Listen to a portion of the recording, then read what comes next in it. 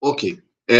Na verdade, no final das contas, né, eh, se a gente pudesse, resumir, eu não gosto disso, dessa palavra, acho que a ideia não é resumir, a ideia é sempre ampliar, né, mas assim, ah, no frigir dos ovos, a hipótese que trata primeiro de partículas e depois a gente acaba fazendo essa transposição para sistemas mais complexos, se trata de lugar. No fundo, a gente, em termos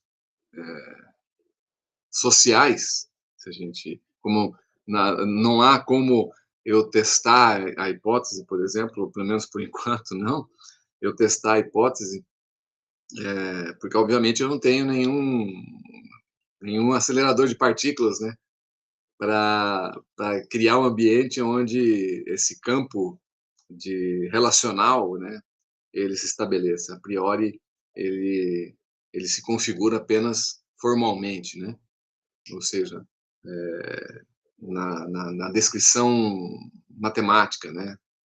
Então, de uma forma geral, mas no campo se a gente for entrar na análise social, trata-se de lugar mesmo. Então, como eu tinha comentado em relação ao professor, em relação ao desdobramento da HDR na educação, quando a gente encontra o nosso lugar, quando a gente percebe no contexto, né, e a gente se coloca no lugar, e é esse processo de encontrar o lugar que eu chamo de atualização. Então, mas é como se estivesse aparecendo uma partícula, aparecendo um fóton, aparecendo um próton, aparecendo um nêutron, aparecendo um átomo, aparecendo uma molécula. Então, a existência física, a segundidade persiana, ela decorre de um processo de atualização que eu faço para tentar explicar isso de uma forma mais mais adequada, né, ao contexto, né, porque nem todos somos físicos, né, na modelagem matemática a gente consegue, mas como é que você explica isso, né? Então eu faço essa transposição de atualização onde você encontra o seu lugar. A questão é funcional, né, no final das contas. Então, como eu também já disse antes, o que nos define? O que acaba nos definindo como pessoas não é algo essencial. Eu não acredito no processo de essência. Eu atribuo até a outras coisas a um campo de disponibilidade. Claro, aqueles que vieram antes de nós deixaram um campo disponível. Esse campo relacional, o Rupert Sheldrake chama de campo morfogenético. Mas esse campo de disponibilidade relacional, ele está lá, mas ele não é uma essência. Então, o indivíduo não tem uma essência. Ele, na verdade, nós somos definidos e caracterizados como funções. Então, aquela história até mesmo aristotélica, o homem virtuoso não é aquele que pensa sobre si, sobre a sua própria virtude, mas aquele que age, né?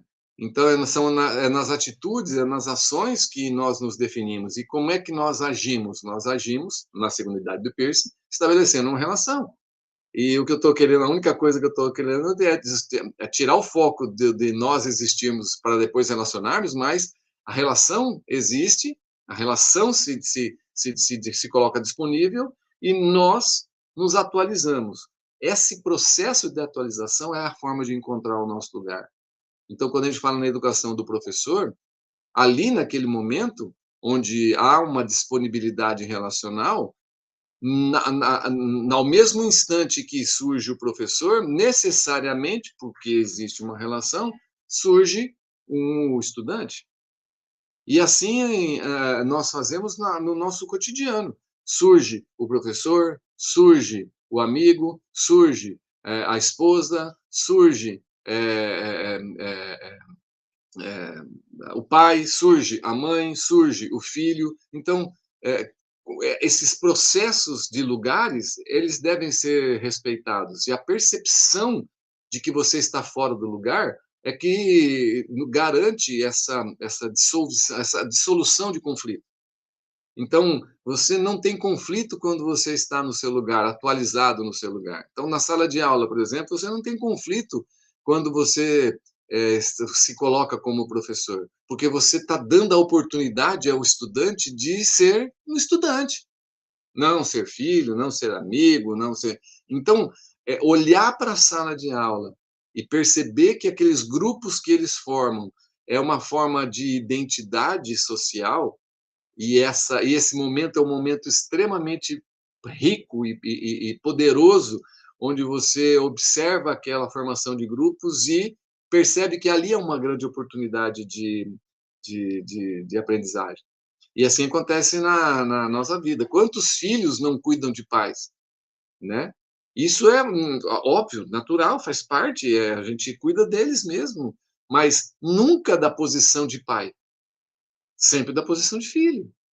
Sempre da posição. Quando você quando você trata a sua companheira, o seu companheiro, como filho ou como filha, você está fora do seu lugar. Então ali atualiza-se algo que não corresponde com aquilo, com o outro. E esse é o momento do conflito, porque há uma inconformidade. Então, nós, em nossa percepção, de novo, limitada, né, das coisas, a gente não percebe. Então, a gente acha que é um relacionamento conflituoso. Não, não, só é conflituoso porque você não está no teu lugar. E como é que eu encontro o meu lugar?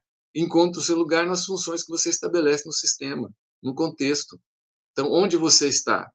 Em que contexto você está? Eu estou num contexto profissional, eu estou num contexto, eu sou médico, beleza, eu sou advogado. Então, esse contexto profissional é o momento onde você olha, não, esse é o meu lugar como profissional. Tá, mas não mistura. Eu tive, esses tempos atrás, a gente fez uma palestra na Universidade Estadual de Londrina, e eu fui perguntado, né, para uma pessoa, e falou, mas não confunde, ali não está só o professor, está o pai, tá o filho, está o estudante, está o esposo, está o amigo, está. Beleza, está. Não. O que está ali é a disponibilidade daquilo acontecer, se atualizar. Então, só vai atualizar o amigo se você se dispor a. Mas o estudante não é o seu amigo. Então, é questão mais assim de filtro mesmo. Não, o seu filho não é o seu amigo, porque ele pode até ser, mas naquele momento que ele for o seu amigo, você está sendo amigo dele, então não dá para confundir uma coisa com outra. Então, quando surge o amigo filho, né, vamos pensar se existe isso, deve surgir o amigo pai. Mas essas coisas só são conflituosas quando o amigo filho encontrar um pai-pai, né? Ou vice-versa. Então, esse é o no frigir dos ovos, é o trabalho que eu gostaria, que eu estou fazendo, né?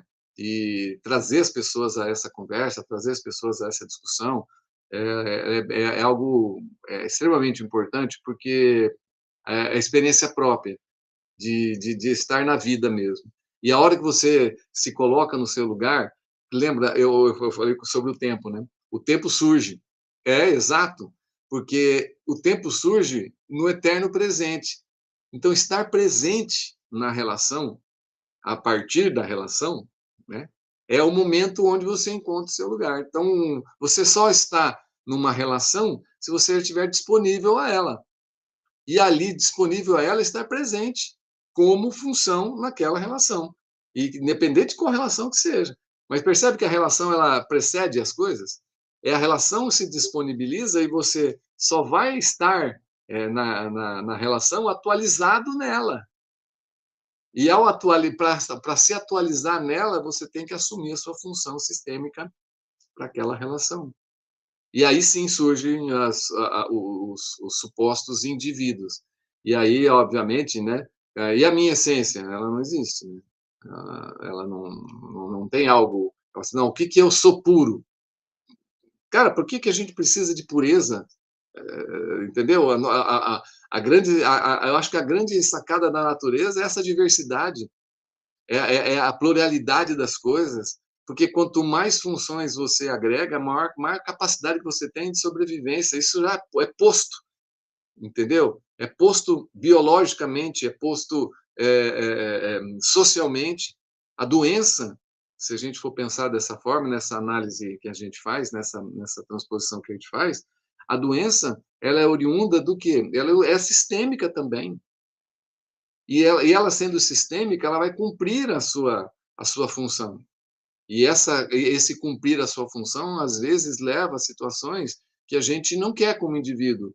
E a gente faz uma análise como se, sim, tem todas as dores e perdas, e isso é um fato, isso é importante, sim, é o luto das coisas, sim, acontecendo.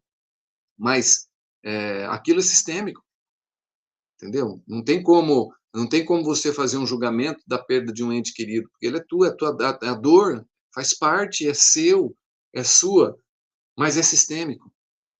O sistema evolui a partir disso, né? Da mesma forma como as coisas vão, outras coisas vêm, e só tem espaço para outras coisas virem se outras coisas vão. E essa dinâmica sistêmica, ela é muito bonita e muito respeitosa, e ela deve ser honrada de todas as formas possíveis.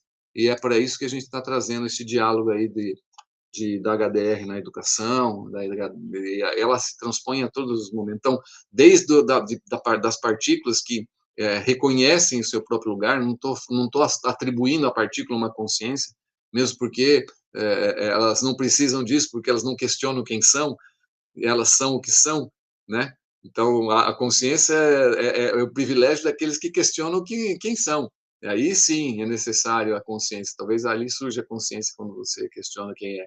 Mas uma partícula não questiona quem é, né? Se a gente for atribuir para outras entidades, né? Deus não questiona quem é. O elétron não questiona quem ele é o que é. E, na verdade, o que ele é? Ele é pura relação, que se atualiza dependendo da disponibilidade que se tem, como onda, como partícula. Então, resolve-se um problema da interpretação da mecânica quântica, mas também o pensamento estratégico da HDR também é transmutado para outras formas, inclusive dimensões sociais como essa da educação, como essa da convivência, como essa dos relacionamentos, relationship, no caso aí, não relação, mas dos relacionamentos que a gente tem a todo momento, como amigo, como professor, como esposa, como marido, como mulher, como filho, então, todas essas funções que acabam definindo o nosso ser. Então, essa é a questão que eu quero refletir com as pessoas. E aí, então, deixo o meu agradecimento, né, de verdade, a todos aí, pela paciência aí que vocês tiveram, e fico disponível aí para mais questionamentos. Não que agora está acabando o tempo, mas de uma outra oportunidade, com certeza a gente vai estar divulgando esse trabalho aí. Espero que vocês tenham bastante dúvidas para a gente poder repetir o processo. Obrigado, viu, gente?